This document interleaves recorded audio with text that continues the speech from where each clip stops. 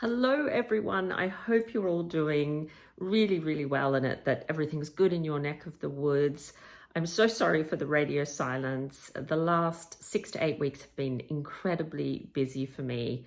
If you follow me on social media, you'll know that I've been overseas a couple of times, which is why I haven't really had the time to create videos and be visiting places here down under. But hopefully that is going to change over the next few weeks.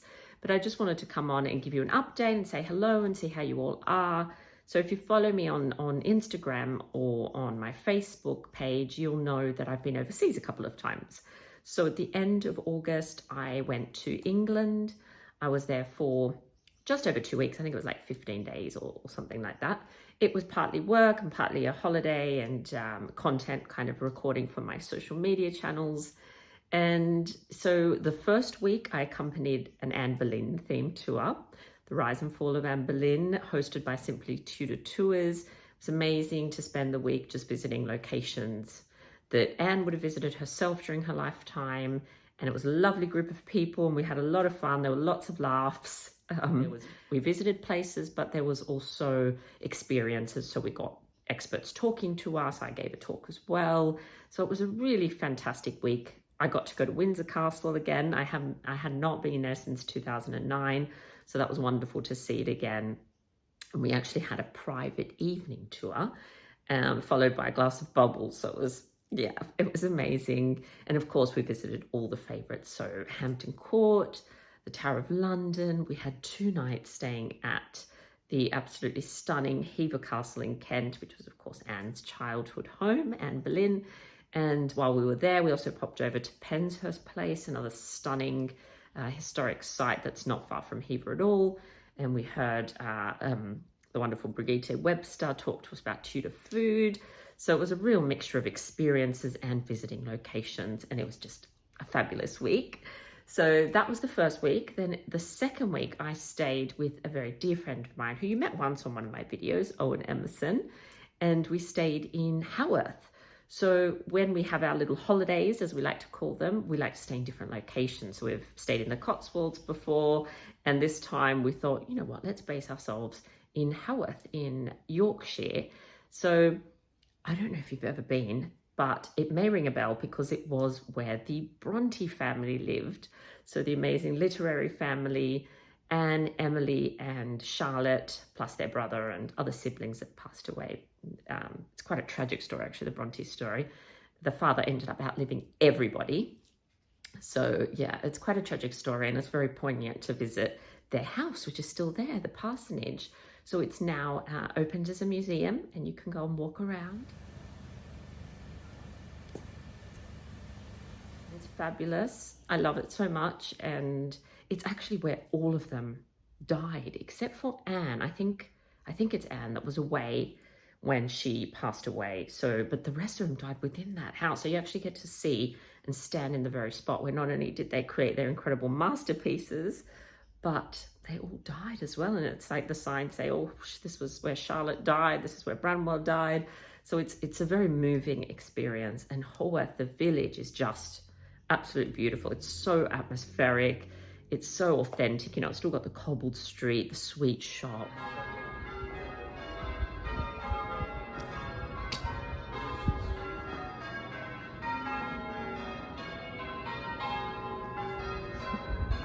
It's just really beautiful, lots of great pubs. So we had lots of great pub dinners. I have to say, no one does a pub like the English. It's one of my favorite things about going to England, going to all the, you know, little ancient pubs.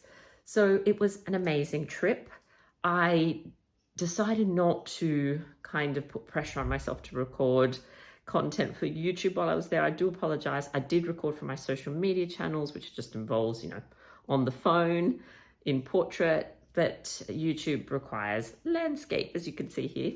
So I decided not to put that pressure on me so I could enjoy the trip. So I do apologize, but I did record on the second holiday that I went on.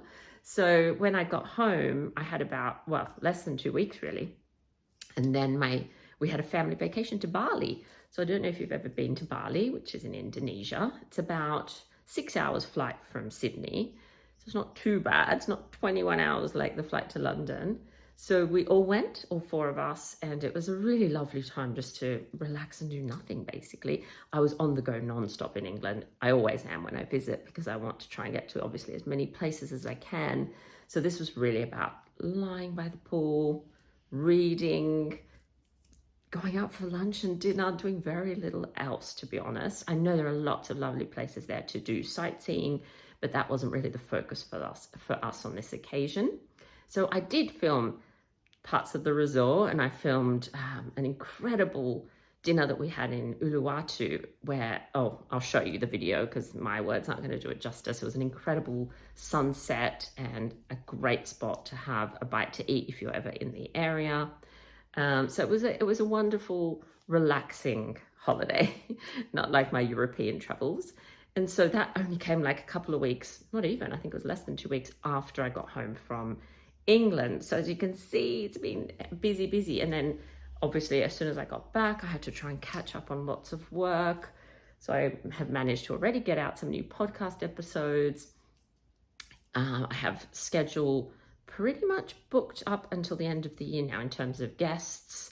So I'm doing lots of recordings over the next couple of months. That's going to be my focus, basically the podcast. All my smaller events are done. They've all been wonderful and successful. Thank you if you attended any of those. And so now it's the yearly course that I run that I'm focusing on, just finishing that up. I can't believe we're almost coming to the end. And then the podcast, Talking Tudors. So it's still busy, still lots of work, but today's a really, well, you can see out the window, it's quite grey, it's been raining. It's quite an atmospheric day. I do like this sort of weather.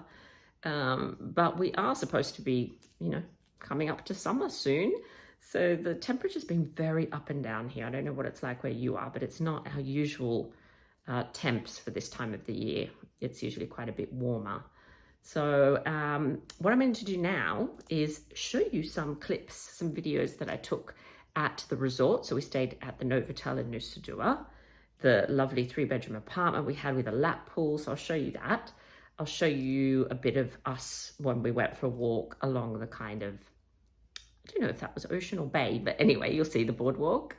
And then some beautiful sunset views from Uluwatu where we were staying. I can't remember the name of the place, but I will look it up in the meantime. So I hope you enjoy all that, and then I'll come back because I've got a couple of other things I want to share with you.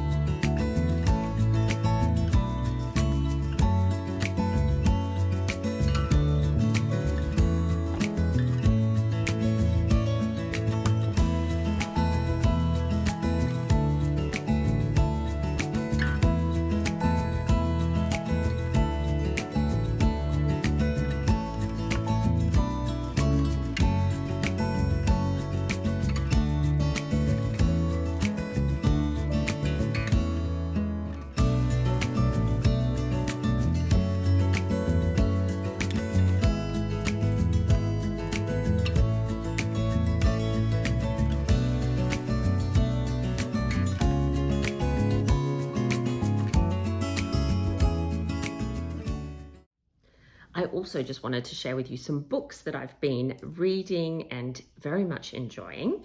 So the one I'm currently reading is this one. So it's called God's Own Gentlewoman, The Life of Margaret Paston. And Margaret Paston lived in the 15th century in England, and I'm absolutely loving this. So if you're interested, so the Paston family left a huge collection of letters, correspondence. I think it's the largest set of correspondence for an English family of this period. It's incredible, so detailed about everyday life, but also they lived through the Wars of the Roses, which of course inspired Game of Thrones. So if you're interested in that period and you're interested in women's history, this is a great one. Diane Watt, I'll actually be interviewing her on Talking Tudors next month. So I'm reading this obviously in preparation for that chat, but it's fabulous, highly recommended. That is nonfiction, obviously, and I have this one that was sent to me. I haven't started this yet. The Eagle and the Heart, The Tragedy of Richard II and Henry IV. So this is a little bit before my time, but I'm keen to read it. It's got incredible reviews, huge praise for this particular book by Helen Carster. So I wonder if you've read any of her other work, or if you've in fact read this one. Quite a chunky book, but I am looking forward to diving into this at some point. Looks fabulous. While I was in Bali, actually, I read this one, The Waiting Game by Dr. Nicola Clark. So the untold story of the women who served the Tudor queens. So it's all about ladies in waiting, and focuses on a group of ladies sort of throughout the 16th century. It's really fabulous, very easy to read, very well researched. I very much enjoyed it, and we're actually going to discuss this book for the Talking Tudors book club very soon. So I can't wait to hear everyone's thoughts on that. The book club is part of my Patreon community. So if you join the Talking Tudors Patreon, then you can join our book club discussions, which I really enjoy. Now, I read this in one sitting. Captive Queen, The Decrypted History of Mary, Queen of Scots by Jade Scott. Also, I'll be chatting with her on the podcast next month, so I wanted to read this before then. I can't remember the last time I read a book in one sitting, but I definitely did this with this book. It's so entertaining, informative, so well written, beautifully researched. At the heart, again, are letters, so similar to the book on Margaret Paston. So Mary, Queen of Scots, was a prolific correspondent, and there's lots of her letters surviving, many of which are in code.